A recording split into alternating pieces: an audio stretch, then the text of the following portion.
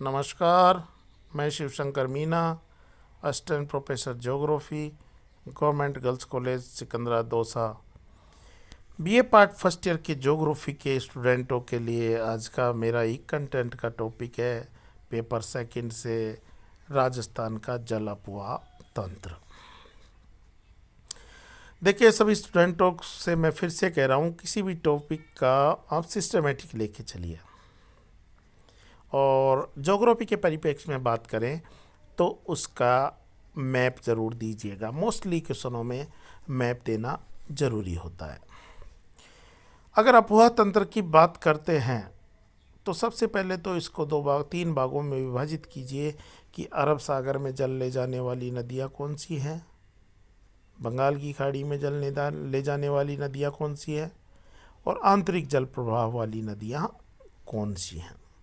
आंतरिक जल प्रवाह में मैं बता दूं आपको कि ऐसी नदियाँ जिनका आउटफ्लो या लास्ट छोर है वो समुद्र तक नहीं जाता है, स्थल पर ही वो ख़त्म हो जाती हैं, उन्हें आंतरिक जल प्रवाह की नदियाँ कहते हैं। इसमें मैं आपको इसका पीडीएफ भी भेजूँगा और मैप भी भेजूँगा रिवर का, उससे पूरा आपको समझ में आ जाएगा और अच्छी तरीके से कि आंतरिक जल प्रवाह की नदियाँ कौन सी हैं और बंगाल की खाड़ी वाली कौन सी है और अरब सागर वाली कौन सी है। इस वीडियो में तो अपन डिटेल से एक एक नदियों को लेके स्टडी करते हैं। बात करते हैं राजस्थान के जल अफवाह तंत्र की, तो यहाँ का संपूर्ण अफवाह तंत्र का 60% भाग आंतरिक जल प्रवाह प्रणाली के रूप में पाया जाता है। अब एक एक नदियों को लेके चलते हैं। अरब सागर की ओर ले जाने वाली नदियां हैं। सबसे पहली है इसमें लूनी नदी, जो कि अरावली पहाड़ी के अजमेर के आना सागर या नाग पहाड़ियों से निकलती है और ये वहाँ से निकलने के बाद 32 किलोमीटर की दूरी तक दक्षिण पश्चिम तक बहती है तथा जोधपुर, बाड़मेर, जालौर, नागौर, पाली आदि अर्धशुष्क क्षेत्रों में होके बहती है। इसके बाद में इसका डायरेक्शन 32 किलोमीटर के बाद में चेंज हो जाता है।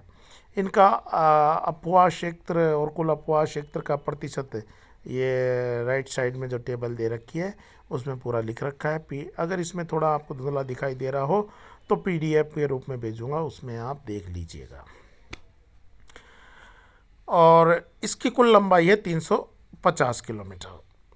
और समस्त अफवाह क्षेत्र की बात करें तो इस नदी के अंतर्गत राजस्थान के समस्त अफवाह क्षेत्र का लगभग 10.40% भूभाग आता है। इसके उद्गम स्थल पर सागरमती बोलते हैं। फिर गोविंदगढ़ के निकट पुष्कर से आने वाली सरस्वती नदी मिलने के बाद में लूनी नदी नाम से जानते हैं। अरावली श्रृंखला के पश्चिमी ढाल से बाईं ओर कई छोटी छोटी जलधाराएं जैसे लीलड़ी, गुइया, बाड़ी, सूकड़ी, जवाई, मीठड़ी, सगाई निकलकर लूनी नदी में मिल जाती हैं। और लूनी नदी के दाईं ओर से मिलने वाली एकमात्र सहायक नदी जोजड़ी है। यह खूब पूछा जाता है कॉम्पिटिटिव एग्जाम में, ऑब्जेक्टिव क्वेश्चनों में। और लूनी नदी का जल बालोतरा तक तो मीठा होता है, लेकिन इसके पश्चात इसका जल खारा हो जाता है। जब तक ये कच्छ की खाड़ी में जाकर नहीं गिर जाती वहाँ तक ये खारा ही रहता है। तो देखिए हमने एक एक नदी में क्या लिया। सबसे पहले इसका उद्गम स्थान कौन सा है, इसका कौन कौन से डिस्ट्रिक्टों में होके बहती है, इसकी लंबाई कितनी है, इसका अफवाह क्षेत्र कितना है, राजस्थान के कुल अफवाह क्षेत्र का कितना है, इसकी सहायक नदियाँ कौन सी हैं, बाईं तरफ की सहायक नदी कौन सी है, दाईं तरफ की सहायक नदियाँ कौन सी है, इसकी डायरेक्शन कौन सी है, और इसका पानी कैसा है, कहीं मीठा है कहीं खारा है, और अंत में जाके ये कहाँ पर मिलती है। तो ये एक रिदम रहेगा आपका, तो सिस्टमेटिक आंसर बन जाता है। बात करते हैं माही नदी की, तो ये मध्य प्रदेश के अममोरू जिले से निकलकर उत्तर की ओर बहने के पश्चात खांदू के निकट राजस्थान के दक्षिणी भागों में स्थित बांसवाड़ा जिले में प्रवेश करती है। यह नदी नरवाली तक बहने के पश्चात दक्षिण पश्चिम दिशा की ओर लगभग 5.76 किलोमीटर बहने के बाद 576 किलोमीटर बहने के बाद खंबात की खाड़ी में गिर जाती है और राजस्थान में इसकी कुल लंबाई है 171 किलोमीटर। यह नदी डूंगरपुर की दक्षिणी सीमा बनाती हुई फिर बांसवाड़ा जिले के मध्य में प्रवाहित होती है।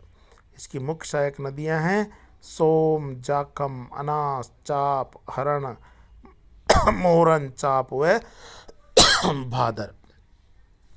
बांसवाड़ा में इस नदी पर माही बजाज सागर बांध बनाया गया है। बहुत ही इंपॉर्टेंट क्वेश्चन है, काफ़ी बार पूछा जाता है कि राजस्थान में माही बजाज सागर बांध कौन से ज़िले में है या कौन सी नदी में है, तो उसका आंसर होगा बांसवाड़ा ज़िले में और नदी का नाम आएगा माही नदी।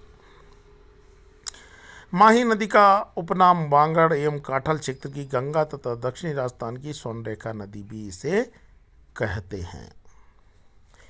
नेक्स्ट नदी है सोम नदी। इसका उद्गम स्थल उदयपुर जिले में बीछामेड़ स्थान पर है और ये शुरू में दक्षिणी पूर्वी दिशा में बहती है, फिर डूंगरपुर की सीमा के साथ पूर्व में बहते हुए बेणेश्वर स्थान पर माही में मिल जाती है।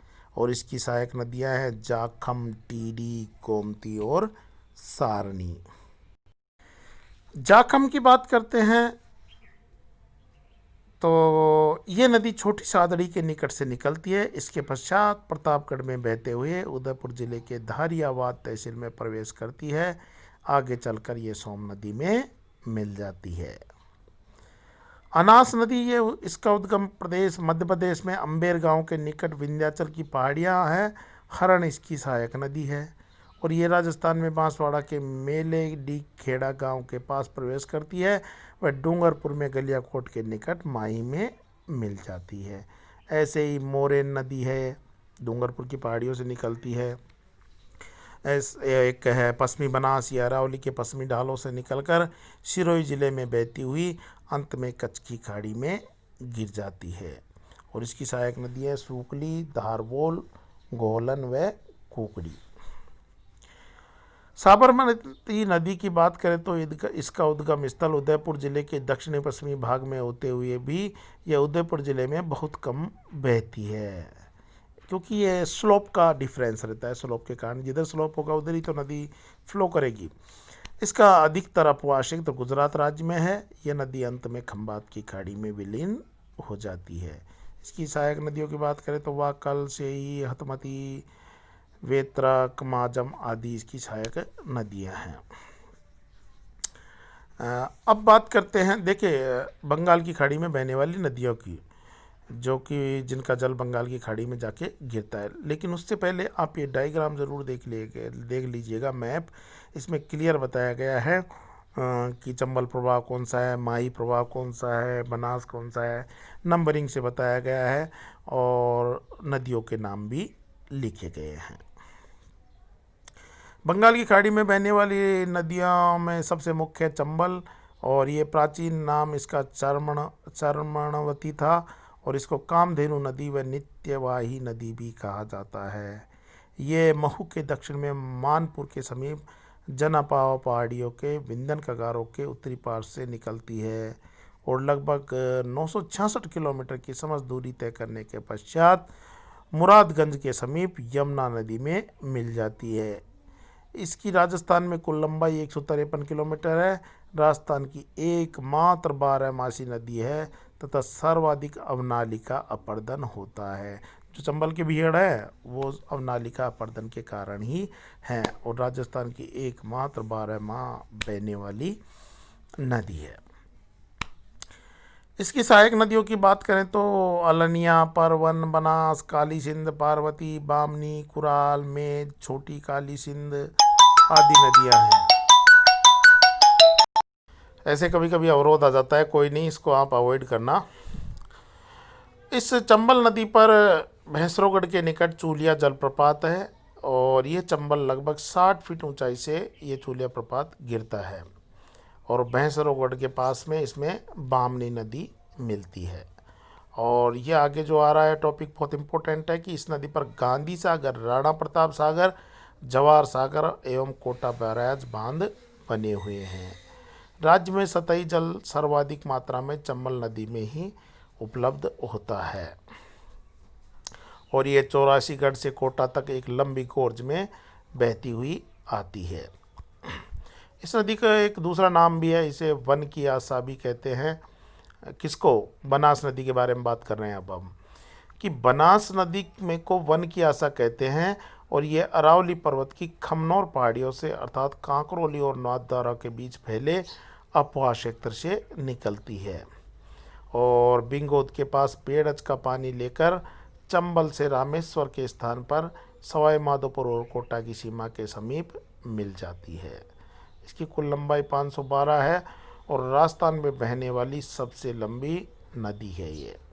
और आपको पता ही होगा कि टोंक जिले में बिसलपुर बांध इसी नदी पर बनाया गया है और इसकी सहायक नदियां हैं बेड़च, कोठारी, खारी, मैलाल, बांडी, मानसी, धुंध, मासी, डाई, ढील, सुहादरा और मोरेल।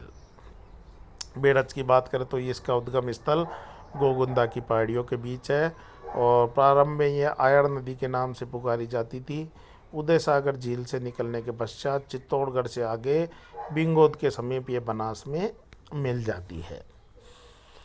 तो क्योंकि ये वीडियो बड़ा हो जाएगा कि आगे की नदियों के बारे में मैं अगले वीडियो में बताऊंगा आपको।